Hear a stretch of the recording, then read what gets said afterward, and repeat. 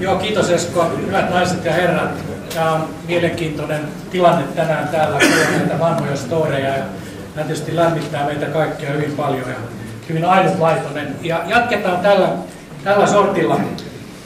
Niin kuin Esko sanoi, niin tänä vuonna on kulunut 50 vuotta siitä, kun ikoninen Svanin tarina alkoi. Pekka Koskenkylä toteutti unelmansa Pietarsaaressa ja aloitti tehtaan, jossa oli tarkoitus rakentaa ensimmäisenä sarjatuotantona lasikuituveneitä, suuria innovatiivisia lasikuituveneitä. Vielä siihen aikaan ei kovasti näitä ollut. Tämän 50 vuoden aikana, kun Svan on toiminut, niin hyvin moni suomalainen veneenrakentaja ja veneen suunnittelija on aloittanut toimintansa juuri Nauttorilla. Ja täten ei pelkästään Nauttor ole antanut omaa kuvaansa näihin väneisiin, vaan myös koko suomalaiselle veneenrakennusalalle. Tähän päivään mennessä Svaneja on yli 2000 tehty Pietarsaaressa ja lähestulkoon kaikki Svanit purjehtivat vielä maailman merillä. Ensimmäinen näistä suomalaisista lasikuitusvaaneista oli 36-jalkainen, joka sai nimekseen Tarantella, ja tilaajana oli kukas muu kuin Heinz Ramschmidt. Hän purjehti jonkun vuoden tällä Tarantella ykkösellä, jonka jälkeen hän tilasi uuden Svanin, Svan 37, ja nimesi sen Tarantella 2. Tarantella 2 purjehtii, kuten myös ykkönenkin, edelleen, mutta 2 Ramschmidtin perheen veneenä. Ja varmasti kaikki tiedämme, kuinka paljon sillä on voitettu kilpailuja. Se oli ylivoimainen omassa sarjassaan monen vuoden aikana täällä meidän vesillä. Meillä on nyt ensimmäisenä ilo ja kunnia saada kuulla tarinaa näiden 50 vuoden ajalta. Ja naiset ja herrat, Heinz ja Leif Ramschmidt, varsågod.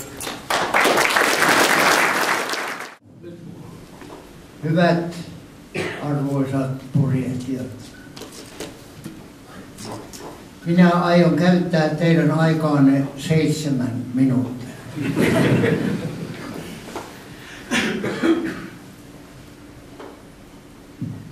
50 vuotta sitten istuin konttorissani Helsingissä, jolloin puhelinvälittäjä soitti ja kertoi, että eräs nuorukainen, komea nuorukainen nimeltään Koskenkylä haluaa tavata minut.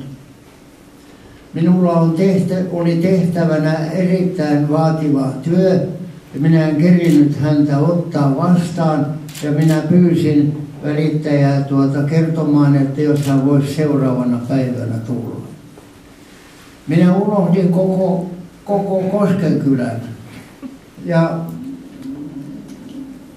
kun minä kovin myöhään tulin huoneestani ulos eteiseen, konttori oli tyhjä tietysti, niin kuka istui penkillä muuta kuin herra nuori Koskenkylä. Hän ryntäsi minun huoneeseeni ja levitti ison piirustuksen minun pöydälleni ja minä katselin sitä piirustusta sanomatta mitään. Sitten Pekka sanoi, pidätkö siitä? Minä sanon, se on voittaja. Pekka vastasi, se on sinun.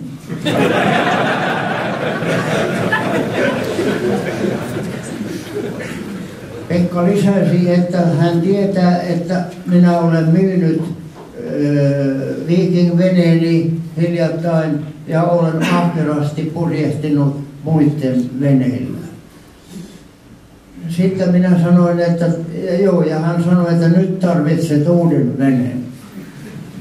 Minä sanoin, että jos hankkisin uuden veneen, niin tämä on kilpailevan ton luokassa ja minä korkeintaan voisin ajatella half-tonnaria. No sitten te voitte arvata, mitä Pekka vastasi. Eikö se ole hyvä saada puolen tonnin hinnalla. No, minä ihmettelin, miten sitten tämä tapahtuisi. Niin hän sanoi, että hän aikoo mullistaa koko venerakentamista maailmassa. Sillä kaikki isot veneet siihen mennessä oli tehty one-off-menetelmällä. Ja hän aikoo tehdä näitä veneitä 100 kappaletta. Ja hän syö hattunsa, jos ei se toteudu. Ja voin nyt jo tässä sanoa, että se toteutettiin. Mutta minä en silloin ensimmäisenä tapaamisen yhteydessä allekirjoittanut sopimusta, joka hänelle muuten oli ihan valmis. Sitten seuraavan viikon perjantaina oli sama juttu. Minä olin myöhään konttorissa, ei ilmoitettu yhtään mitään. Kun tulin huoneestani ulos, niin tämä komea Pekka Koskenkylä istui siinä. Hän juoksi taas minun pöytäni eteen ja levitti sen piirustuksen ja kysyi, pitäisikö yhä edelleen veneestä? Minä sitten sanoin, että ei se ole minun veneeni. Ja lisäksi vielä, niin kun se sarjatyönä pitää tehdä, niin lasikuitu on tietysti materiaali. Hän sanoi, että kyllä.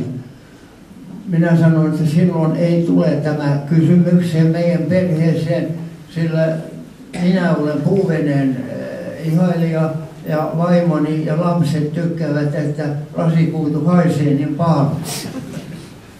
No, Pekka sai lähteä ilman tilausta uudestaan ja sitten 2 päivää ennen joulua tuli myöhään kotiin Laajasalon taloni ja kuka oli siellä? Pekka. Hän oli sarmannut minun vaimoni jo niin, että vaimo hyväksyi veneen ja lapset hyväksyivät jopa tämän lasikuitun haju. Minun ainoa tehtävä oli allekirjoittaa. Minä allekirjoitin ja minun piti allekirjoittaa sitten myöskin aikamoinen shekki. Nimittäin kolmasosa hinnasta piti maksaa heti ja sen minä sitten tein. Minua moitittiin aika paljon, kuinka minä voisin uhrata niin paljon rahaa nuorukaiselle, vaikka hän komea olikin, onko hän tuolla nuoruus. Niin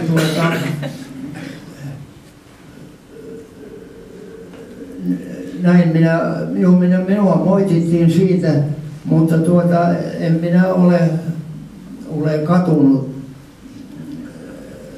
Pekka ilahtui, kun hän sai allekirjoitukset ja huudahti oikein, että nyt maailman hienoin varvi syntyi.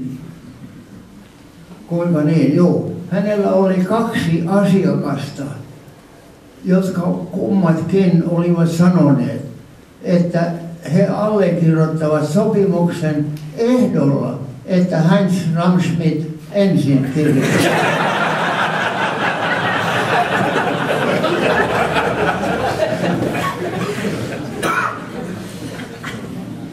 Minä kun kysyin, kuinka se rahoitus sitten onnistuu, niin hän sanoi, että ei ole mitään hätää. Allekirjoituksen yhteydessä hän saa 1/3, kun kyli on paikoillaan, niin hän saa 2/3 ja toimituksen yhteydessä 1/3. Ja jos vene on huudossa, niin tilauksia tulee kovasti, niin kuin tulikin.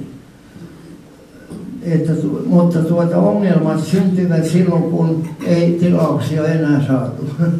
Se on niin kuin rakennusalalla.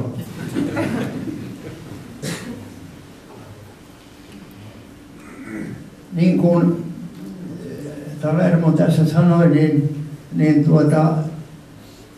Pekka ei osannut paljon mitään. Hänellä ei ollut varvia, hänellä ei ollut rahaa, eikä paljon rakentamisesta tuntemustakaan. Mutta hän oli niin viisas, että hän käytti maailman parhaita asiantuntijoita. Ja näin syntyi sitten vene. Ja ihme kyllä, nämä toiset, toinen oli Tauno Koristo, jonka vene oli numero 00. Ja sitten ruotsalainen Gärdesgård oli toinen ja numero 3 oli Tarantella. Jotta tämä Tarantella ei myöhästyisi Gotland-Runtista, niin me siirryimme asumaan koko kevään aikana lähelle tätä Kolbyn varvia valvoaksemme, että vene ei myöhästy liikaa, ja lisäksi vielä, että se varmasti on ensimmäinen, joka lasketaan vesille ja joka purjehtii. Loppujen lopuksi me saimme veneemme, paljon Gotland Runt oli jo ohitettu, se on selvä. Loppuvuodesta kilpailimme muutamassa reisissä menestyksellä ja ruotsalainen Tiruus kirjoitti, että se on Pohjoismaiden ykkönen sinä vuonna. Meillä oli paljon valittamista, oli lasten tautia hurjasti ja reklamaatio Pekka suhtautui loistavasti, hän oli suuremmoinen. No, hän sanoi, että myy Tarantella Ruotsiin ja sillä summalla sinä saat varmasti toisen sukupolven Svan 37, Tarantella 2. Näin kävi ja en ole katunut. Kiitoksia.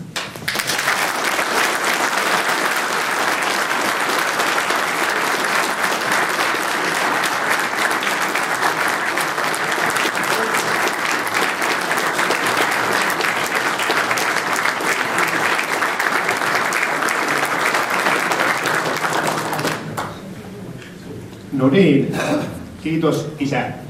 Oli mukava. Minä jatkan nyt sitten tästä. Tässä nähdään Nauttorin telakka, miten se kehittyi. Ensimmäisessä oli vain nämä 2-3 venettä, mutta jo vuosi sen jälkeen tässä nähdään näitä isompia 40-siä ja 4-3 muistaakseni siinä sitten tuli. Ja tässä on nyt sitten tämä historiallinen hetki, kun Tarantella 1 on laskettu vesille. Ja niin kuin näette, se on melkein purjehdusvalmiina siinä. Tarina vielä kertoo sen, että Nauttorin asentajat ne lähti mukaan ensimmäiselle purjehdukselle. Tämä oli Aalholmen, että piti purjehtia tuonne Pietarsaareen, missä oli lehdistöt ja muut sitten paikalla. Ja yön läpi sitten kierjeltiin ympäri ja siinä aikana sitten ruuvattiin heloja ynnä muuta. Vene oli sitten lähes valmis, kun se oli Pietarsaaressa. Ja sitä seuraavana päivänä lähdettiin kohti Helsinkiä. Se on sitten semmoinen tarina, mitä ei tässä kerkeä kertomaankaan, mutta se oli ikimuistoinen. Siellä jotain irtosia, mitä siellä kaikkea oli, mutta Helsinkiin päästiin. Tässä nähdään Tarantella muutaman vuoden jälkeen, tässä vissiin lomapurjehduksilla. Tuossa se meidän ensisivu, niin siinä oli Tarantella purjehtimassa jossain kisassa tuossa 68 vuonna taisi olla. Mikä se Tarantella 1 kilpailun menestys oli?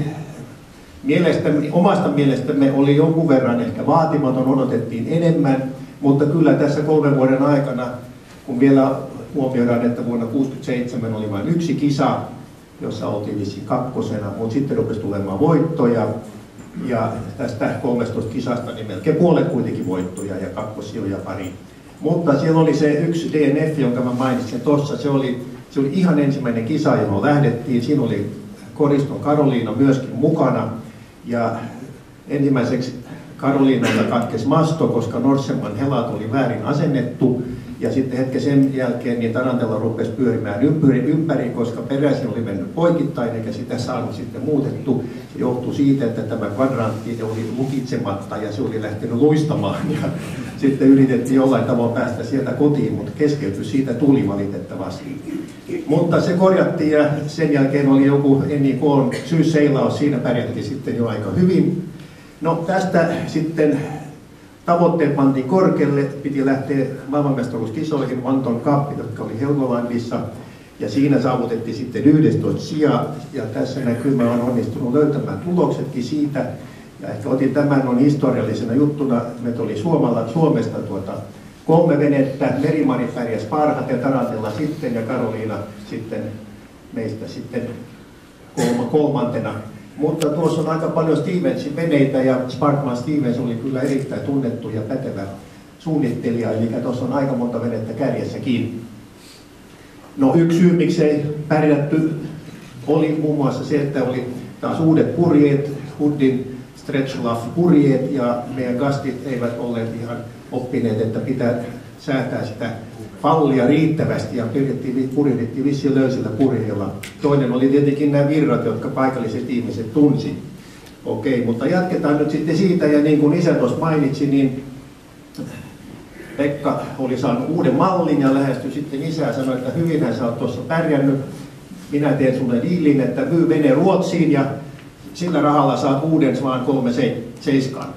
No sehän oli erittäin hyvä ehdotus, eli se toteutui. Isä löysi sitten ostaja Ruotsista, Ingmar Hellström, muistaakseni veneen nimeksi tuli Taipaan. Sen jälkeen Tarantellan ykkösen tarina on ollut noin 5 omistajaa, muutama ruotsalainen, sitten se on ollut siis Saksassa ja jostakin Euroopasta Nauttor osti sen takaisin noin 12 vuotta sitten ja nyt se on Nauttorin omistuksessa ja osallistuu sitten taas näihin Swan-regatta-kisoihin. Tässä on kuva Tarantellan vesilälaskusta. Kyllähän tämäkin vene myöhästyi. Meidän piti saada se ajoissa, kun oli Femfyrarin kisa kesäkuussa.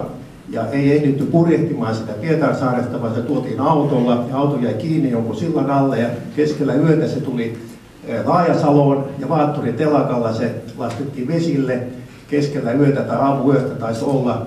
Ja tarina oli vissi niin, että seuraavana aamuna piti jo lähteä Femfyrar-kisaan. Mä luulin, että siinä oli päivä välissä, mutta tiukka oli, piti saada masto päälle ja varustukset ja kaikki. Myöhästyttiin lähdöstä 5 minuuttia, mutta se kisa vissiin voitettiin silti.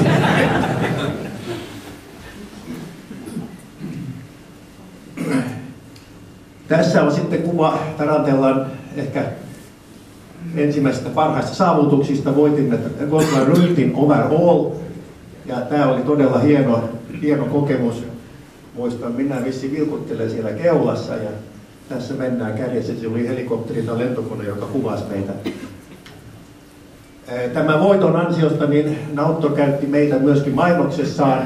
Ja tämä oli aika hieno, tämä oli tietenkin mairittelevaa ja tässä kehuvat näitä menestyksiä, mitkä jo oli kovastikin tulleet. Oli Englannissa ja muualla Euroopassa Amerikkaan myöten. Tässä nähdään, mitä ne siellä kirjoittaa. Että aikamoiset menestykset Gotland Rundissa. Ja sitten nämä argumentit tuossa on mielenkiintoiset. Ja havaitsin myös, että Nauttor oli siihen aikaan vaan kommandiittiyhtiö. KV lukee. Kolby 188 puhelinnumero. Tässä näkyy vähän, mä oon kerännyt muutamia tämmöisiä lehtileikkeitä. 70-72 muutamia tuossa. Niin kisat oli välillä erittäin kovia. Gulf of Finland Race. Siinä keskeytti suurin osa veneistä, mutta Tarantella tuli tunnetusti aina kovissa kisoissa tullaan perille. Toinen tuossa Suomi hallitsee pohjoisia vesiä, niin siellä on myös hyvin kerrottu Suomen kilpapurjetusta. Siihen aikaan me oltiin todella vahvoilla. Tässä on hieno kuva Swan 40 Kankaan, eli Ernst Chingbergin vene ja Tarantella. Tämä on jossain kisassa Helsingin edustalla. Näkyy tämä tyypillinen STS ja toprikattu vene. Sitten jatkui 73, oli yhä enemmän hyviä tuloksia. Gulf of Finland Race taas voitettiin, Hanko Sandhamn ja sitten tuossa oli, että merkille pantava tämä ylin mainos tuossa tai ilmoitus, lehtikirjoitus, Gamla Tarantella, eli jo 3 vuoden jälkeen katsottiin, että vene on vanha.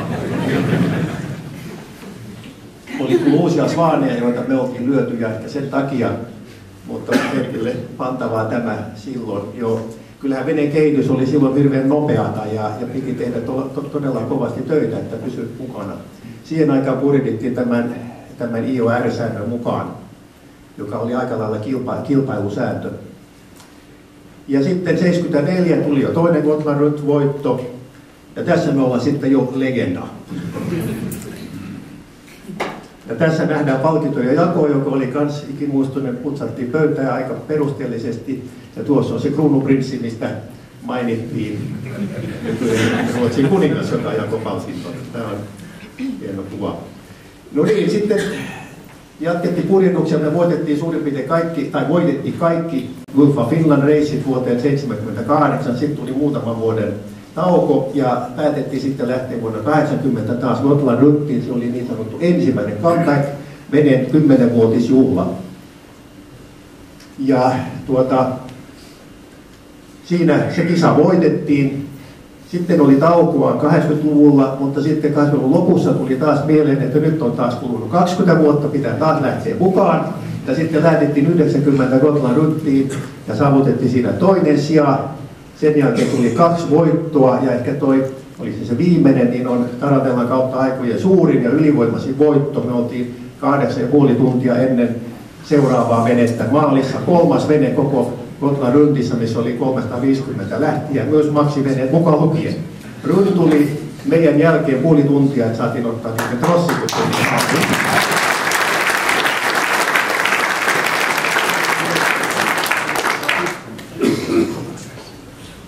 Tässä nähdään tämä historiallinen kuva. Tuossa on 71 voittomiehistö, sama miehistö vuonna 90 ja vielä tuossa samassa järjestyksessä.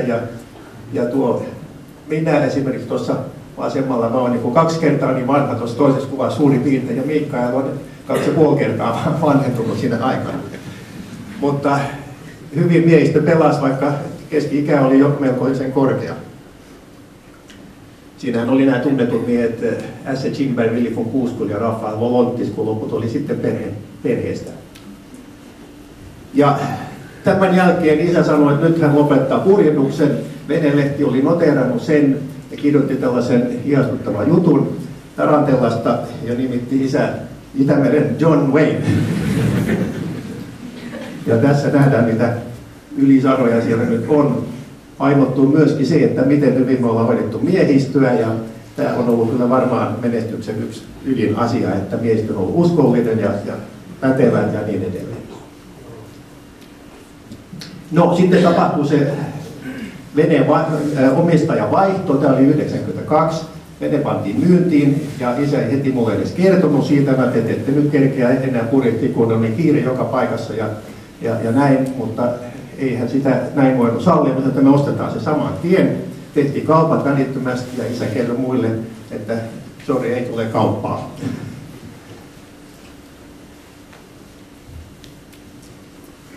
No, sitten meni jonkun verran aikaa.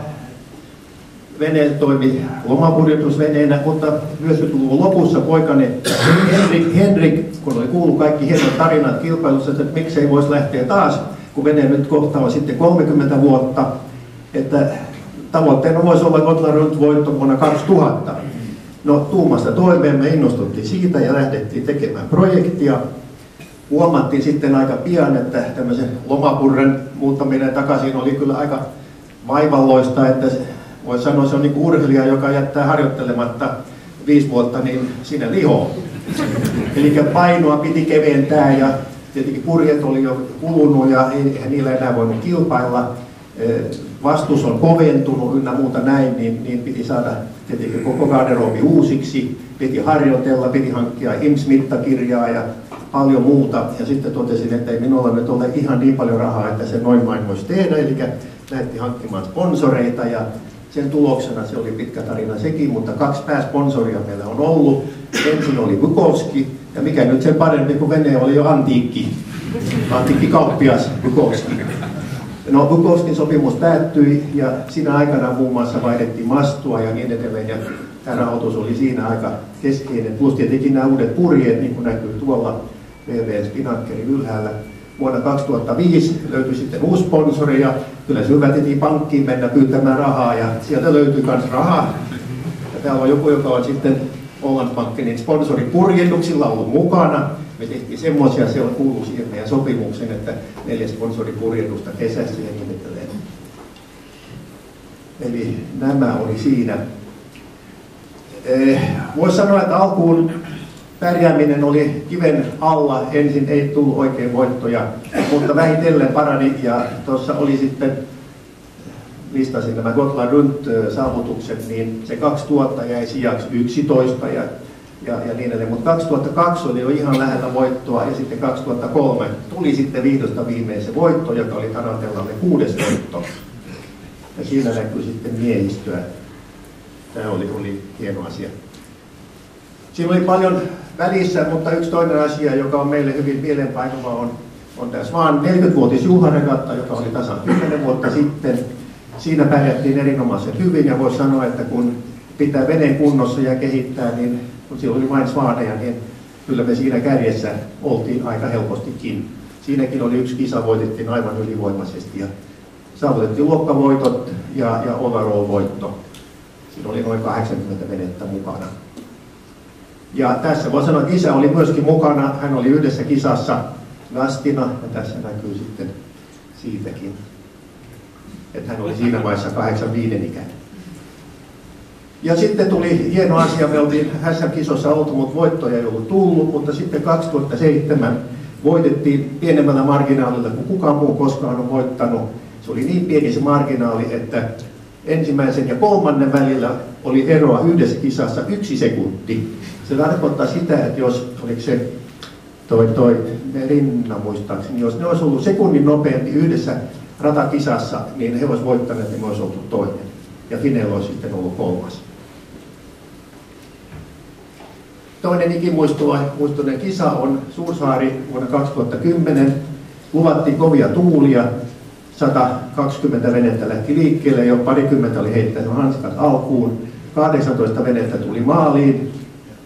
Ja me tultiin sitten maaliin omassa sarjassamme niin kuin ainoana veneenä. Tämä oli aika koetus. Siinä oli kova kryssi takaisin Suursaaresta 24 metrin tuulessa. Ja sitten oli palkintojen jako. Ja pieneksi pettymykseksemme, niin me oltiin voitettu 5 vuotta peräkkäin ylivoimaisin voittajankin palkinto. Se meni Stellalle, koska se oli ainoa sarja, jossa tuli 2 maalia. Eli kun 1 maalissa ei voi verrata. Ja me oltiin maalissa ennen Stellaa, joka on selkeästi isompi, niin piti antaa muutama syvitystä. Näette mun ilmeistä, se on pikkuisen hapa. Okei. Sitten jatkuu tässä. Vuonna 2010 Gotland Rundissa taas tuli 40 vuotta, piti olla mukana.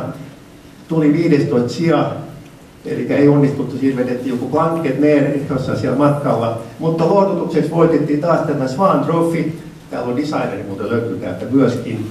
Se on erittäin kaunis pokaali ja se kiertää niin kuin ikuisesti. Se oli meillä nyt vissiin 6. tai 7. kerta. Ja itse Norjan kuningas tuli onnittelemaan, kun me käytiin hakemassa. Se näkyy tuolla kuvassa. Sitten grande finale oli MM-kisat vuonna 2012. 80 osanottajaa, paljon ratakisoja ja voidaan todeta, että saavutus ei ollut ihan odotettu. Jäätiin 30. kuitenkin siellä kultafliitissä, mutta kun katsoo tuommoista starttia ja me oltiin 5. pienin vene, aina kun ne kiersi sieltä nakkiradalla, niin me jäätiin aina sitten venemitan perään. Että ei enää niin onnistunut ja pieniä veneitä ei kärjessä siellä ollut, ne ei niin pärjännyt. Sitten katsotaan tätä kokonaistulosta. Tässä on kuva siitä laatasta, mikä nyt komistaa yhtä Tarantellan puolimallia, joka on Tarantellan kabinettissa tuolla Valkosaaressa. Oven yläpuolella löytyy tällainen. Täällä on sitten yhteenveto niistä meidän tuloksista. Se isän aikainen kultaosuus, noin korkea kaikista kisoista, niin Sitä emme tässä toisessa saavuttaneet, mutta tuli niitä kultamitalia pikkusen enemmän. Aika paljon kisoja on ollut. No mikä on sitten menestyksen takana siinä? No, jatkuva parantaminen, muuten ei pärjää tuossa kehityksessä mukana. Uudet purjeet, pohjan puhtaus, miehistö ja kaikkea näitä, mitä kuuluu. Ehkä niistä sitten. No mitä on parannettu? Siellä on lista, mitä on tehty, niin kuin hiilikuitupuomia ja uusi potpuri ja mastoa vaihdettu 2 kertaan. Ensimmäinen masto oli liian kevyt silloin 70, mutta se 2001 pantiin taas kevyempi ja se oli onnistunut muutos, erityisesti tuo EFA-steeringiä ja uudet vinssit ja sellaista on tehty. Ja sitten on tietenkin nämä purjeet ja se on ehkä semmoinen mielenkiintoinen. Tuossa 70-90-luvulla oli nämä Dacron purjeet, Stretch Luff, joka oli aika vaativa, kun fallia piti koko ajan säätää. Sitten tuli Kevlar purjeet, jotka oli jäykkiä, selkeästi parempia. Sitten tuli nämä Huber-fiberit, niitä meillä oli siinä 2000-luvun alussa. Sitten tuli nämä Carbo-fiberit ja sitten vielä viimeiseksi meillä oli nämä VB4D, Carbo ja Kevlar, tämän mallisia. Ja koko ajan on siis pitänyt purjeita parantaa ja se on pitänyt veneen vauhdin yllä, että on pärjätty kisoissa. Ja sitten tässä on tämä yksi lempikuva siitä, kun pohjaa putsataan, oli veden lämpötila mikä vaan, niin tippari käy siellä. Tai sitten meillä on sukeltaja, joka on yksi gasti, joka tekee sen homman. Pohja pitää olla puhdas. Ja sitten strategiasta lyhyesti sanoisin vaan, tämä on meillä aina ollut mukana, että Lasenade alttimella märkitä konkurrenttana, ja tämä on pätenyt hyvin. Sitten gastien hoidosta ihan malli siitä, kun puhuttiin sitä vuonnasta, että ruokaa ei riittänyt. Meillä on aina ruokaa riittänyt. Tämä on Gotland Rut-meny, se pantiin seinälle ja tämä toteutui tämä meny erinomaisen hyvin. Siinä on laksfjärili, gräddsås ja niin edelleen. Minä olin kokkina siellä ja navigaattori. Ja sitten tämä perhe tässä tämän takana, me nähdään tämä isäni Heinz siinä, on jo purjehtinut Svaneella 43 vuotta, sitten on pikkuveljeni Mikael, joka on se meidän huippupurjehtija, ruorimies, hän on erittäin pätevä ollut Svania ohjaamassa, sitten on minä 48 vuotta ja mitäs nyt? Time out. No. Onko se niin, että sammuu loppuun? Ei. Ei täällä ole kyllä. Joo. Kasvi takkainen. Okei. No niin. Ei puuttunut kuin yksi kuva. Noin. Siinä oli. Joo, ja tässä pitää sanoa siinä 4. sukupolvi on tulossa. Siellä on Felix, joka on innostunut purjehtia. Hän on sitten mennyt NIK:n, tai nyt kesällä NIK:n purjehduskoulussa mukana. Muitakin näitä lapsen lapsia löytyy, jotka jatkaa Tarantellan perinnettä. Ja sitten se viimeinen 4. comeback. Olemme ilmoittautuneet Swan-regattaan Turkuun nyt tuossa ensi heinäkuussa. Sitä ennen on jotain muitakin kisoja, siitä sitten enemmän. Kiitos tästä.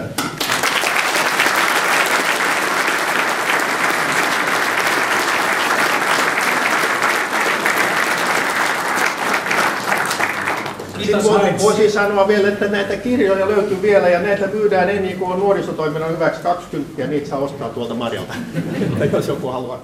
Tämä oli hieno story Tarantellan vuosien saatosta. Näitä kolmikutusia ei muuten sitten kuitenkaan valmistettu 100 kappaletta, niin kuin Koskenkylä oli toivonut. Niitä valmistettiin 90, aika lähelle päästiin, ja sitten näitä 37 valmistettiin 59 kappaletta. Ja mielenkiintoista oli se, että tämä Karoliina, joka tässä mainittiin, eli tämä plugi, josta tehtiin sitten vene, on ainoa Svani, joka ei ole lasikuitu. Eli aika hyvin kuitenkin Koskenkylän visio toteutui sarjatuotannosta ja sen jälkeen on tietysti paljon valmistettu sen jälkeen. Niin kuin tässä mainittiin, niin Svaneja on aina suunnitellut hyvin tunnetut kansainväliset suunnittelijat. Sparkmans and Stevens alussa, sitten Ron Holland ja viimeksi German Freers ja hänen poikansa Mani eli German Freers Junior. Mutta tämä todellinen veneen rakentamisen taito on aina löytynyt Pietarsaaresta, jossa tänäkin päivänä edelleen siirtyy taito aika paljon isältä pojalle. Siellä on useampia isä-poika perheitä ollut rakentamassa. Yksi näistä venetekijöistä, tai enemmänkin sanotaanko veneen suunnittelijoista ja piirtäjistä, on Lars Ström. Lars Ström on ollut mukana yli 40 vuotta näiden svaanien kanssa tekemisissä eri puolilla, eri toimissa.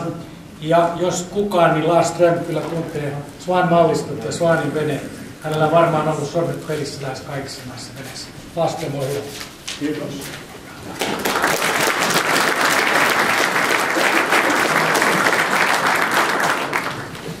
Hyvät purjehtijat.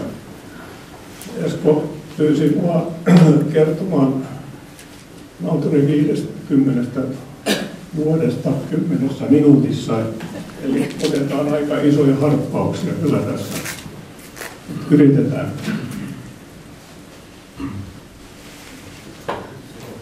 Ensimmäiset 15 vuotta suurin piirtein, niin 18 Sparkman Stevens mallia, 860 kappaletta venettä.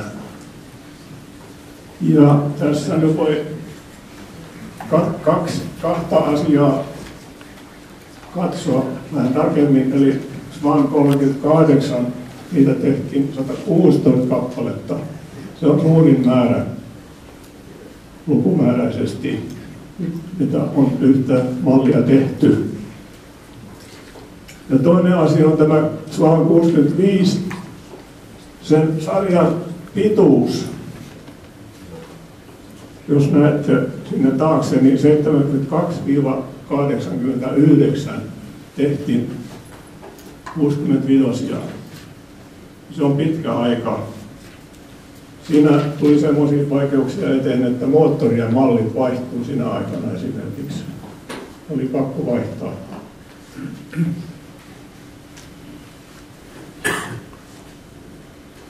Seuraava harppaus on vain 5 vuotta.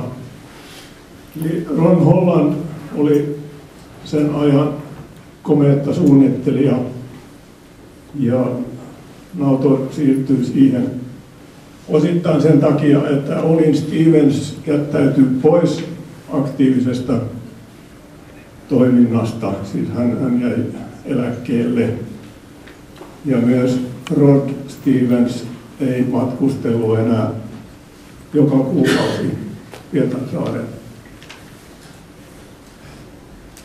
Tämä oli kyllä melko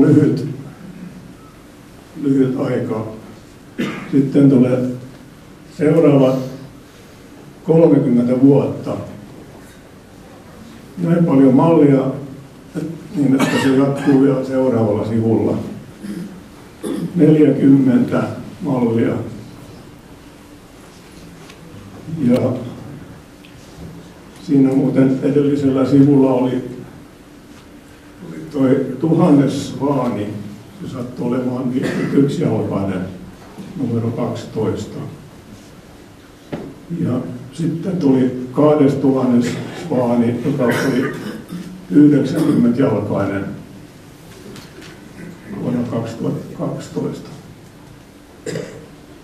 Eli Peer on siirtänyt monta mallia Nautorille, mutta tässä alhaalla on seuraava malli, ja se on Juan, joka vähän myöhemmin tässä esiintyy. Tulevaisuuden lupaus. No, saamme nähdä sitten, miten menee. Ja Nautor on myös tehnyt moottoriveneitä. Tuolla ylhäällä on 40 ja 47 jalkainen. Ja sitten one-offeja. One-off tarkoittaa, että tehdään yksi vene asiakkaan piirustusten mukaisesti. Siis se ei ole Svaani, mutta käsitykset sekoittuvat kyllä maailmalla hyvin usein. Sanotaan Svaneiksi näitä one-offeja myös. Tuossa näkyy, että on ollut kaiken kaikkiaan 72 eri mallia ja yli 2000 kaiken kaikkiaan rakennettu. Ja sitten on ynnätty pituus ja tonnit kaikista. Ja tämä pituus sattuu hauskasti sillä tavalla, että Kolkin veistämöstä on 15 kilometriä satamaan. Jos pannaan molemmat kanstat täynnä veneitä, niin sitten ne täyttyvät. Ja tuosta tonnimäärästä voi huomauttaa, että 1/3 on lyijyä. Kyllä on mennyt hirveästi lyijyäkin kaupaksi.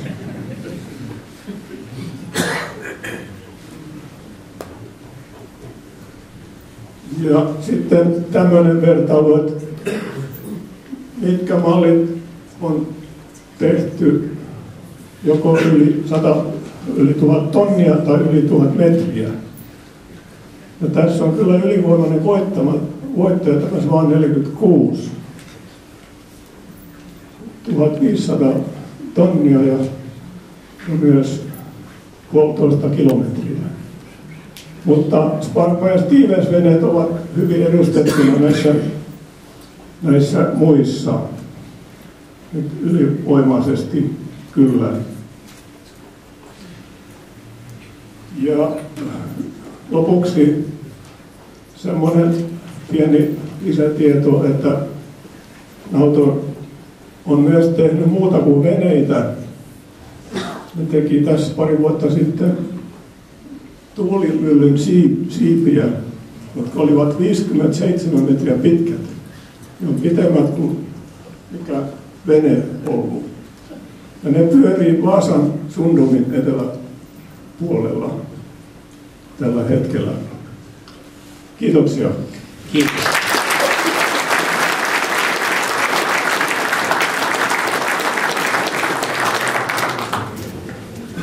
Kiitos Lasse.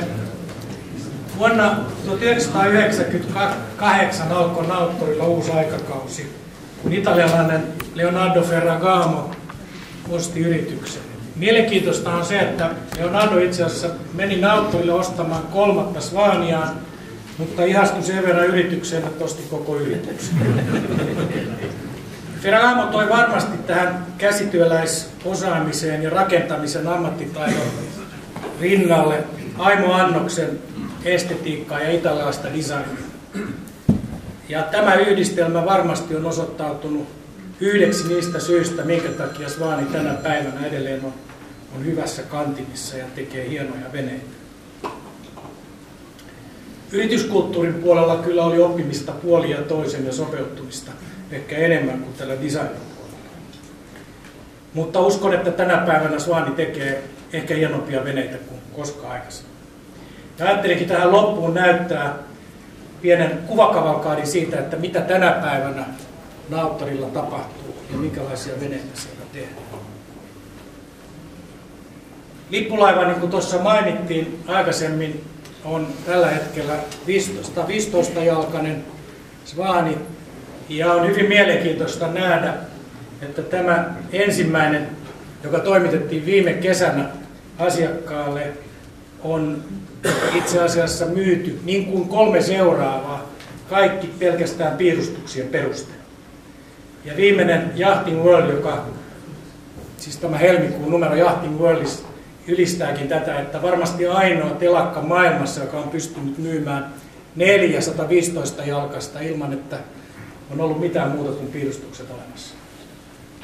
Näistä 4 3 seuraavaa, 2, 3 ja 4 tullaan toimittamaan asiakkaille nyt tulevana kesänä.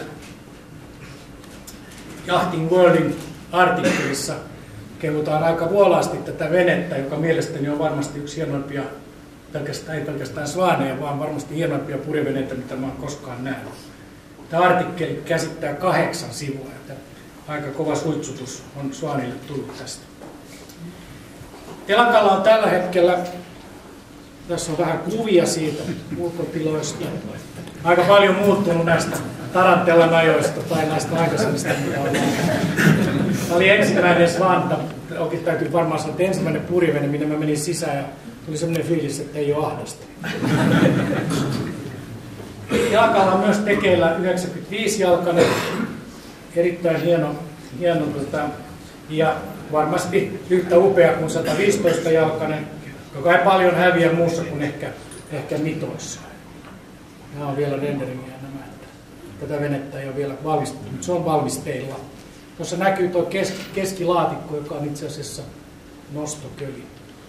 Ne alkaa uimaan niin syvällä, että on paras nostaa. 60-jalkaisten perhe saa yhden lisäversion, eli S:n, tämmöisen saloon-version. Tämä oli muuten vene, joka mahdollisesti joku teistä kävi Düsseldorfissa, niin tämä vene oli siellä Düsseldorfin venemessuilla. Modernia, aika pelkistettyä versiota.